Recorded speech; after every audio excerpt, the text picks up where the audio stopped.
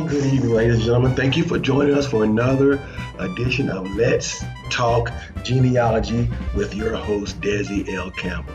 I am excited tonight to have my friend and brother all the way from Greensboro, North Carolina, Lamar Deloach.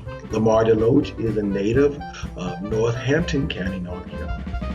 He also serves as the president of the Afro-American Historical and Genealogical Society Incorporated Piedmont-Triad chapter.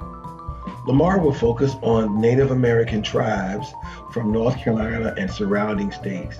The difference between the tribes. We know that a lot of African Americans have heard that their great grandmother was Native American because she had long black hair and high cheekbones. Hopefully, you will get a clear understanding of Native American versus being mixed with black and white. Tonight, we welcome Lamar Deloach. Tonight, we will talk about the African Native American, better known as Black Indians. First of all, tonight we will point out resources to build upon your current knowledge. We will identify specific sources to consult and supplement your knowledge. We also will show why it is important to have the fundamental understanding of the basic historical methodology to conducting genealogical research as it relates to Black Indians. And we will also provide a partial regional list as it relates to Black Indians in the Carolina, Virginia, and the South. American history begins with Indian history. I grew up thinking Maharan Indians. As a little boy, my mother would take me to powwows. Matter of fact, I attended more powwows than I did family reunions. My mother was part Native American, but she didn't know exactly what type of Indian at the time she was. She was only attending the Maharan powwow because of her father and grandfather had been attending the Maharan powwows. Tonight we're going to deal with probability and improbability, supporting evidence strongly enough to establish presumption, but not proof. Improbability, unlikely to be true or to occur. And this really deals with when Black Americans often say that grandma said that we are Indians. So first, we need to understand some history, which I don't do that much, but try to do some as it relates to genealogy so that you can understand where I'm coming from. First, understand that what is a nation, what is a tribe, and what is a clan. So those are three most important things I want you to try to keep in back of your mind tonight as we talk about Black Indians. So you think you part Indian, it's more than just skin deep. First of all, let's deal with some myth, some stereotypes of natives. The first myth right now is there is a native culture.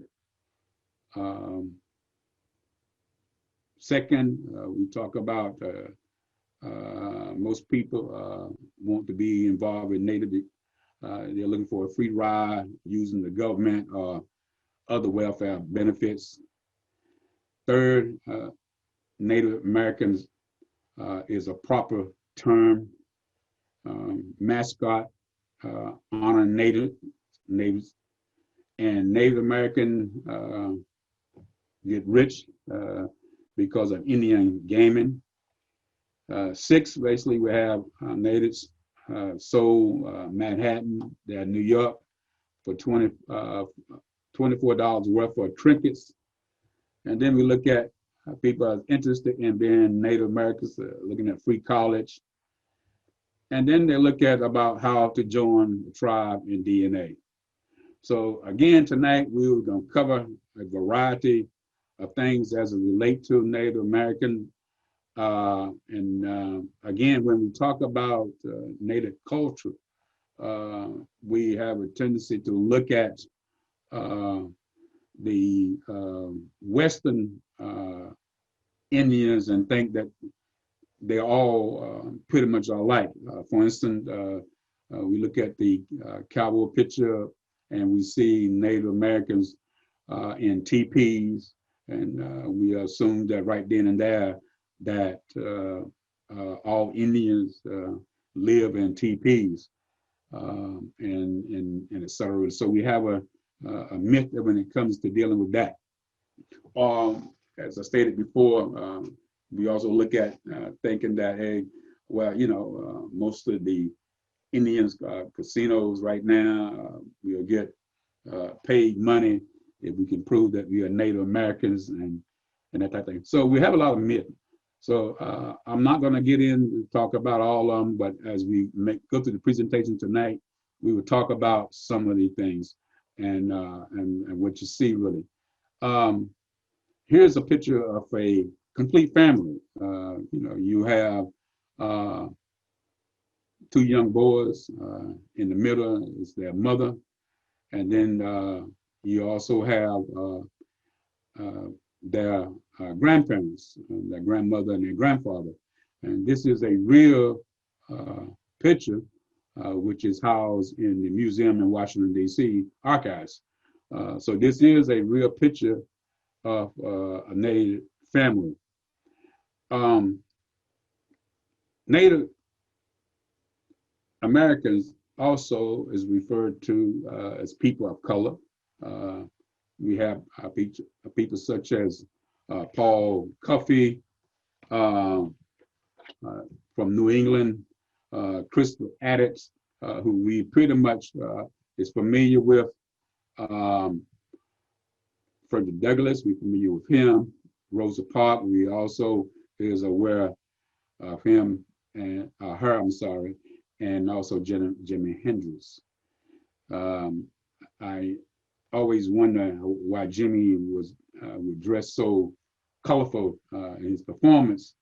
And later I learned basically that it all came out mainly because of his Native American heritage. Rosa Parks is part Cherokee and part Creek Indian, which is not highlighted that much about her as related to her heritage. Jimi Hendrix, grandmother was also Cherokee. And I want to mention that because we as Native American have a tendency to label ourselves as Cherokee right away when people start talking about Indians and what they, what tribe, what nation that they are from. But tonight, what we're going to do is start from what you know and work towards and work your way back in time. We can also focus and learn about the geographic areas where tribes and nations are located, and understand Native American history and culture. And again, you'll hear me talk more about Native more so than Native Americans. Native, and again, that's another myth. We think that Native people is interested in being labeled as Native Americans. They pretty much refer to themselves as Native. And then we also going to talk about how can one determine his or her tribal affiliation as we go through. So we're going to So this is some of the basic research that we're going to do. Okay. We first started with Native American crossing the Bering Strait, heading into North America, all the way down to Central America, coming in the Bering Strait, if you don't know, connects Asia and Alaska, where you used to be able to almost walk across one nation to another. To understand nations, when you look at Native American, they lived in the past in 6 different regions. You notice that on the East Coast, you have the Northeast woodlands, the Southeast woodlands, and then the Plain Indians. Then you also have the Southwest nations, and then you have also the Northwestern coastal Indians, and also nations that we're going to talk about tonight is pretty much on the East Coast woodlands, okay, northeast part of the United States, and also the southeast part. So nations, the 2 nations right now that we're going to talk about is for on the eastern coast of the United States would be the Iroquois, the Algonquins, and the Sioux. The Algonquin tribes, okay, and you notice now that I went from nation to tribes. In the Algonquin tribe, you have tribes such as the Mohawk, the Seneca, okay, the Okanee. These are just some of the Iroquois tribes. And then you look at the Iroquois Confederation, the Europeans called them, referred to them not nations, but confederations, the Confederacy they mentioned.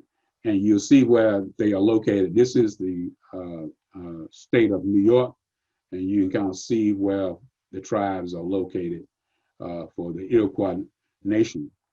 And the Algonquin tribe is in the southern part of the United States, eastern coastal part, and so that you can get a visual. And if you're from North Carolina, you will see what we call the Lumbee area. Most people are familiar with Lumberton, North Carolina area. So you will see where they're located. The Powhatan, which is located in Virginia, the Chippewa, okay. But these are Algonquin tribes, okay. And again, the Sioux, you have again the Okanee tribe, the Saponi, and other bands basically. Okay, some of these tribes moved from North Carolina and Virginia later to Canada, and some have moved down to Georgia, Tennessee, and Oklahoma. And the reason why I'm showing you all this in the maps, because natives never thought about boundaries, state line, or whatever. And you have to understand that the Europeans, when they and the British and all them moved into the New World, which is today is known as the United States, they end up drawing boundaries and lines and etc. Even like North Carolina used to be part of Virginia. South Carolina eventually was part of North Carolina. So really, that as far as Native Americans concerned, this is man-made boundaries, and you can kind of see what year they became states, and et cetera, really as it go, really.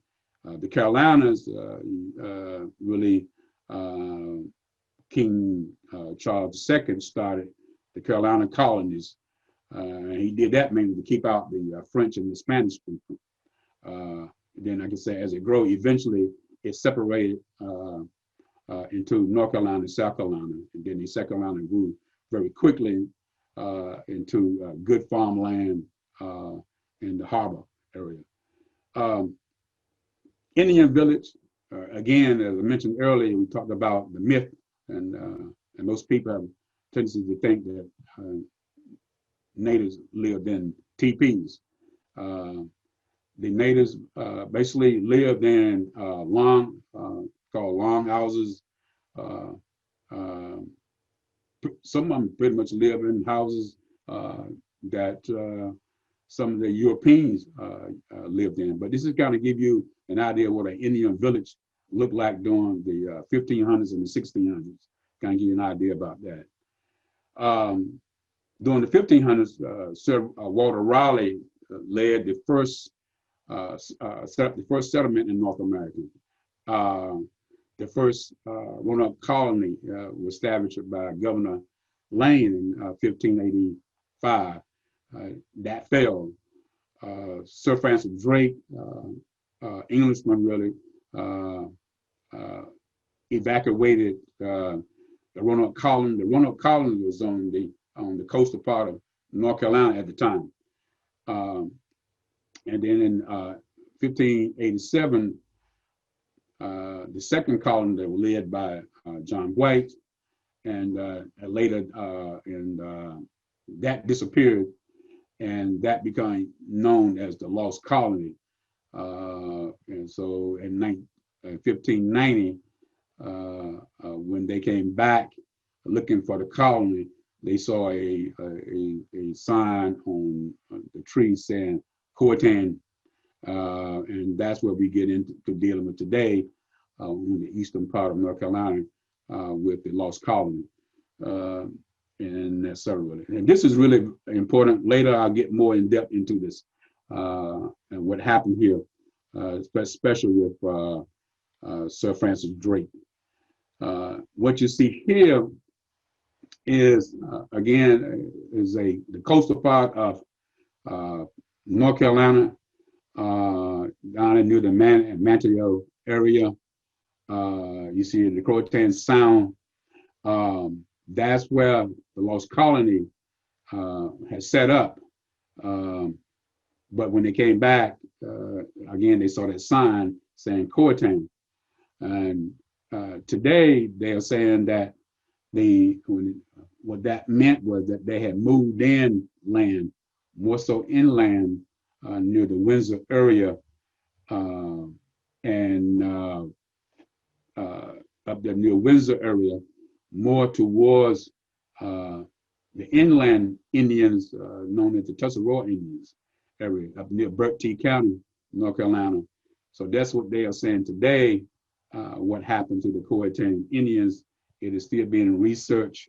People are still looking to find out, they're doing diggings in that area to validate that this really happened. The reason why this is so important is because, and again, in 1586, over 200 enslaved Africans were left in North Carolina. They owned the Roanoke, at the Roanoke colony by Sir Francis Drake. As you know, I mentioned about Lane, the fort basically there that he had failed. And Sir Francis Drake had to evacuate that fort, and he had been fighting the Portuguese and the Spaniards. And what happened is, as he was doing that, he was freeing and capturing enslaved Africans, and had them to fight with him, help him to fight against the Spaniards.